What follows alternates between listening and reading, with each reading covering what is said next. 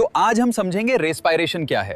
ये डायग्राम दिखाता है कि हम ऑक्सीजन कैसे लेते हैं और कार्बन डाइऑक्साइड कैसे छोड़ते हैं। हम लोगों ने काफ़ी हद तक देख लिया था। हम लोगों ने फर्स्ट पार्ट देखा था न्यूट्रिशन के बारे में काफ़ी अच्छे तरीके से। आई थिंक आपको जो मैंने समझाया था, भैया बड़े भैया ने समझाया था, आपको क्लियर हुआ होगा।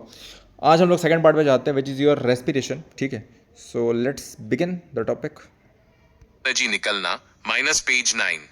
सांस लेना सिर्फ ऑक्सीजन लेना है, लेकिन रेस्पिरेशन का असली मतलब हाई अस ऑक्सीजन से एनर्जी बनाना।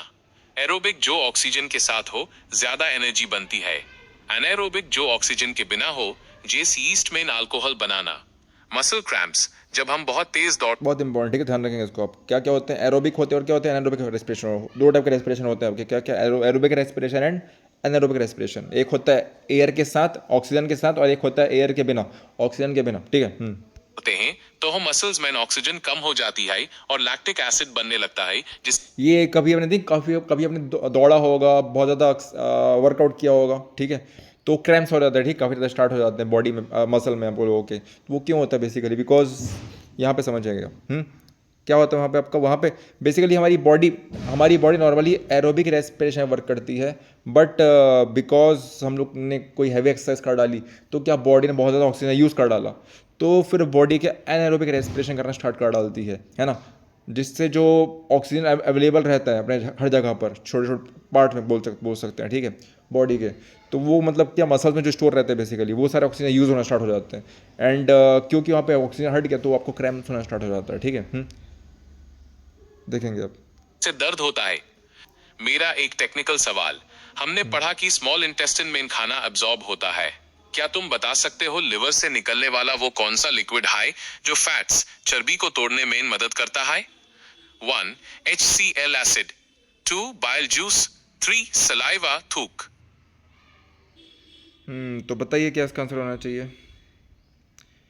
लिवर से निकलने वाला वो कौन सा एसिड, जो कौन सा लिक्विड है जो फैट्स, हाँ देखिए, लिवर से क्या निकल के आता है, बाइल जूस निकल के आता है, ठीक है आपका। क्या हम सही है? बिल्कुल सही जवाब। बाइल जूस है वो लिक्विड है जो फैट्स को तोड़ने, इमल्सिफिकेशन का काम करता है। चलो एबी लाइफ प्रोसेसेस के बाकी 3 बेड पिलर्स को एक एक करके डिटेल में समझते हैं। 2 रेस्पिरेशन, सांस लेना और एनर्जी बनाना। रेस्पिरेशन सिर्फ सांस लेना नहीं तो टू को अपन थोड़ा अब क्या मेन डिटेल में क्या हम लोग यहाँ पे स्टार्ट कर रहे हैं, ठीक है, रेस्पिरेशन को, ठीक है, आगे बढ़ते हैं। है, बल्कि सेल्स के अंदर खाने ग्लूकोज को तोड़कर एनर्जी एटीपी बनाना है। ग्लूकोज का ब्रेक डाउन ये बहुत ध्यान से हम समझेंगे, ठीक, इसके बारे में क्या होता है, एटीपी है ना, एटीपी बनाना होता है। Page 9।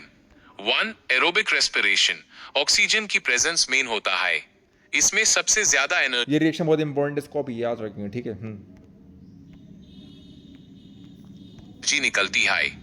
CO_2 plus H_2O plus energy. 2 anaerobic respiration, oxygen की एब्सेंस में जैसे ईस्ट में, इसमें अल्कोहल बनता है।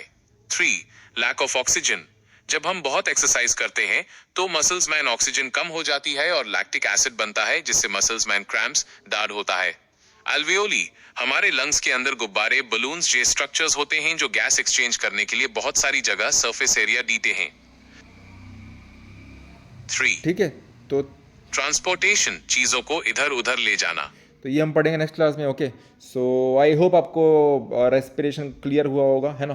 तो चलिए फिर आगे बढ़ते हैं एंड आएंगे ट्रांसपोर्टेशन पे, बट नॉट नाउ, है ना।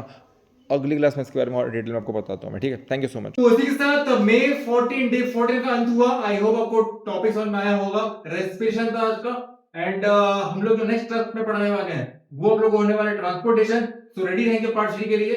तब तक के लिए कोई भी डाउट लगे कमेंट सेक्शन खुला पड़ा है, डाउट पूछिए और आगे बढ़िए, है ना। इसी के साथ मिलते हैं आपसे, बाय।